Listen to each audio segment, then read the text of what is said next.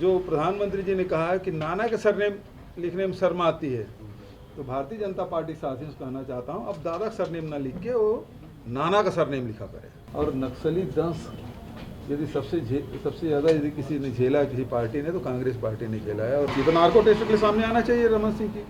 अमर का पाटन वाले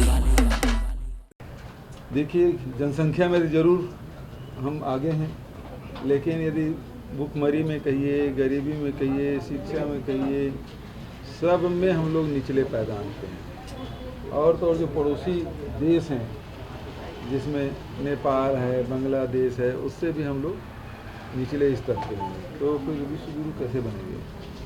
और हाँ जी सर, एक नक्सलियों ने एक और बीजेपी नेता की हत्या कर दी है, तो पूर्व सीएम ने कहा है कि इसके राजनीतिक मायने निकाले जा सकते हैं। रमन सिंह जी 15 साल रहे, और जब भी इस प्रकार की घटना होती तो उसमें वो कहते थे कि इसमें राजनीति नहीं होनी चाहिए। और आज जैसे विपक्ष में आया, वो उसमें राजनीति देखने लगे हैं। और नक्सली दंश यदि सबसे ज़्यादा यदि किसी ने झेला किसी पार्टी ने, तो कांग्रेस पार्टी ने झेला है। और रमन सिंह जी के शासन में ही सभी हुआ, जब हमारे जीरम में सारे प्रथम पंक्ति के नेता शहीद हो गए। और इसीलिए हम कहते हैं वो राजनीतिक आपराधिक षड्यंत्र था, और इसलिए जांच दे दें। और उस दिन भी हम लोगों ने कहा था कि नार्को टेस्ट करा रहे रमन सिंह जी, मुकेश गुप्ता और अमित जोगी, लेकिन उस मामले में बिल्कुल मौन साध गए। यदि हैं इतना तो 81 लखमक नार्को टेस्ट मांग रहे हैं, तो इनका भी नार्को टेस्ट हो जाए, क्यों चुप हैं? सामने आना चाहिए। यही तो हम कह रहे हैं कि उसमें जो राजनीतिक आपराधिक षड्यंत्र जो हुआ है वो सामने आए। हत्या हुई है, इसे कोई इनकार नहीं कर सकता, लेकिन उसमें अपराध छुपा हुआ है, षड्यंत्र छुपा हुआ है, ये उजागर होना चाहिए। तो नार्को टेस्ट के सामने आना चाहिए रमन सिंह की, मुकेश गुप्ता, अमित जोगी को। क्यों नहीं आ रहे हैं? आरोप लगाने वाले पहले डेटॉल से अपना मुंह साफ करें। कौन बोला? केंद्रीय वित्त मंत्री सीतारमण।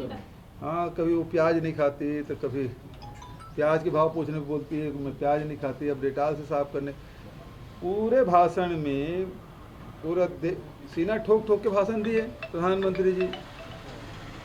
और अब तो जो प्रधानमंत्री जी ने कहा है कि नाना के सरनेम लिखने में शर्म आती है, तो भारतीय जनता पार्टी साथियों से कहना चाहता हूँ, अब दादा का सरनेम ना लिख के वो नाना का सरनेम लिखा करे, क्योंकि प्रधानमंत्री जी ने कहा है। और इसलिए तमाम भारतीय जनता पार्टी के नेता अपने नाना के सरनेम को लिखा करें, दादा का सरनेम ना लिखा करें। दूसरी बात यह है, भाषण बहुत अच्छा था प्रधानमंत्री जी का, बहुत सीना ठोक ठोक के भाषण दिए, आंखें तरेर तरेर के भाषण दिए, चुनौती देते हुए उन्होंने भाषण दिया। कहा कि मैं बहुत कितनों पे भारी हूँ। बिल्कुल भारी पड़ते, सब पे भारी पड़ते, कितनों पे नहीं, सब पे भारी पड़ते यदि अडानी के बारे में बोल देते। लेकिन अडानी के बारे में उन्होंने कुछ नहीं कहा, तो पता नहीं कितने पे भारी पड़ेंगे। अभी तो लगता है कि अडानी ही भारी पड़ गया सबको, सत्ता दल पे अडानी ही भारी पड़ गया, जिसके कारण से एक शब्द सत्ता पक्ष के लोग एक शब्द नहीं बोल पा रहे हैं। जब भाषण दे रहे थे प्रधानमंत्री जी, केवल गडकरी भर में नहीं सब सफाए, बचा वो सब सफाए। कार्यकर्ताओं को पुष्ट करने के लिए राष्ट्रीय अध्यक्ष का दौरा है चुनाव के लिहाज से।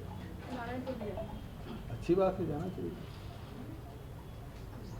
और राष्ट्रीय अब चुनाव आ रहा है तो आएंगे, बचत समत आएंगे नहीं। अब चुनाव नजदीक आ रहा है तो सभी आएंगे। उनके दौरे से बस्तर और में हम लोग जब जाते थे उत्तर प्रदेश तो 144 लग जाता था, छत्तीसगढ़ में हम लोग नहीं लगाएंगे। उनके दौरे से भाजपा की स्थिति भी बस्तर में कुछ गृह प्रदेश को तो नहीं बचा पाए, यहाँ क्या कर लेंगे? हिमाचल प्रदेश तो बचा नहीं पाए, है ना। उसके मंत्री, केंद्रीय मंत्री जी आंसू रोते थे, लेकिन जनता ने अस्वीकार कर दिया। प्रधानमंत्री तक ने फोन किया, लेकिन उसके जो साथी वो अपना नाम वापस तक नहीं लिए। नड्डा जी अपना घर प्रदेश नहीं संभाल पाए, सर यहाँ कुछ नहीं कर पाए। पत्रकार सुरक्षा कानून लाने अमर का पाटन वाले जो प्रधानमंत्री जी ने कहा है कि नाना के सरनेम लिखने में शर्म आती है, तो भारतीय जनता पार्टी साथियों से कहना चाहता हूँ, अब दादा का सरनेम ना लिख के वो नाना का सरनेम लिखा करे। और नक्सली दंश यदि सबसे ज़्यादा यदि किसी ने झेला किसी पार्टी ने, तो कांग्रेस पार्टी ने झेला है। और ये तो नार्को टेस्ट के सामने आना चाहिए रमन सिंह की।